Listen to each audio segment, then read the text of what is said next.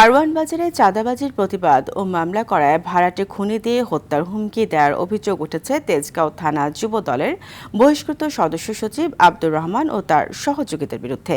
বেলায়েত হোসেন নামে এক ব্যবসায়ী এমন অভিযোগ করেন। এদিকে পরিবারসহ মেরে ফেলার হুমকি দিয়ে মামলার বাদী আবু বকর সিদ্দিককে তুলে নিয়ে মিথ্যা বয়ান লিখে জোর করে জামিন নিয়েছে অভিযুক্তরা। মেহেদী হাসান সুজনের ক্যামেরায় দেখুন আর বাদলের ধারাবাহিকের আজ দ্বিতীয় পর্ব।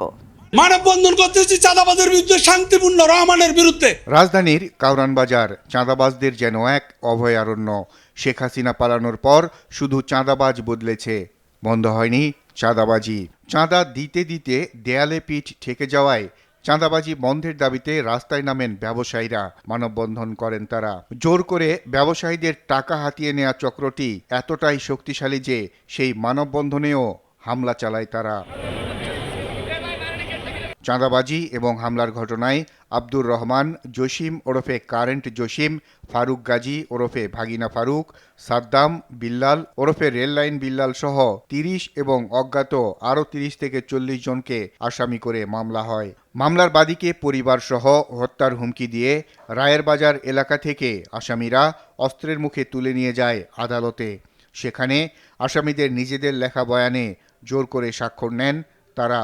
এ সময় বাদীকে মেরে ফেলার ভয় দেখিয়ে তাকে দিয়ে জামিন করিয়ে নেন অভিযুক্তরা। পুলিশের খাতায় পলাতক হলেও ওই সময় উপস্থিত ছিলেন প্রধান আসামি আব্দুর রহমান। আমার তো গাড়ি কিনে নিয়েছে, একটা সিএনজি করে নিয়ে গেছে।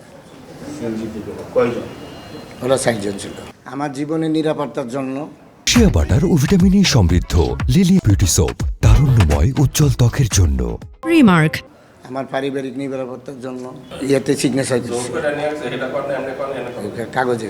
বেলায়েত হোসেন নামে এই ব্যবসায়ী চাঁদাবাজি বন্ধে, মানববন্ধন এবং মামলায় সক্রিয় ভূমিকা রাখেন। পরে তাকে প্রকাশ্যে হত্যার হুমকি দেন আব্দুর রহমান চক্র। কারণেই আমি কেন চাঁদাবাজের বিরুদ্ধে কথা বললাম, ৩০ তারিখে আমাকে ওই হুমকি দেয়, আমাকে সরাসরি হুমকি দেয়, আমাকে মেরে ফেলবে, ৩ কোটি টাকা বাজেট করছে।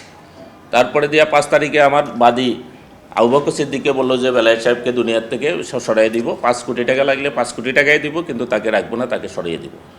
ওই যে মিডিয়াতে কথা বলার কারণে এটাই আমার দোষ, চাঁদাবাজের বিরুদ্ধে কথা বলা। মাননীয় প্রধান উপদেষ্টা, আমাদের স্বরাষ্ট্র উপদেষ্টা, স্বরাষ্ট্র সচিব, পুলিশের আইজিপি, পুলিশ কমিশনার থেকে আরম্ভ করে সকলকে আমরা জানান দিয়েছি, লিখিত জানান দিয়েছি।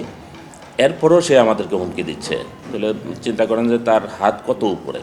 এর প্রতিকার না হলে বা চাঁদাবাজরা ফিরে এলে কঠোর আন্দোলনের হুঁশিয়ারি ব্যবসায়ীদের। যে ওই যেই সমস্ত চাঁদাবাজি করছে, এটা শাস্তি অবশ্যই সরকারের পক্ষ থেকে আমরা দাবি জানাচ্ছি। পলাতক থাকায় যোগাযোগ করেও বক্তব্য পাওয়া যায়নি অভিযুক্ত আব্দুর রহমানের। এবং ব্যবসায়ী মিলা আমরা ২০-২৫ জন মিলা। আর বাদল, RTV, ঢাকা।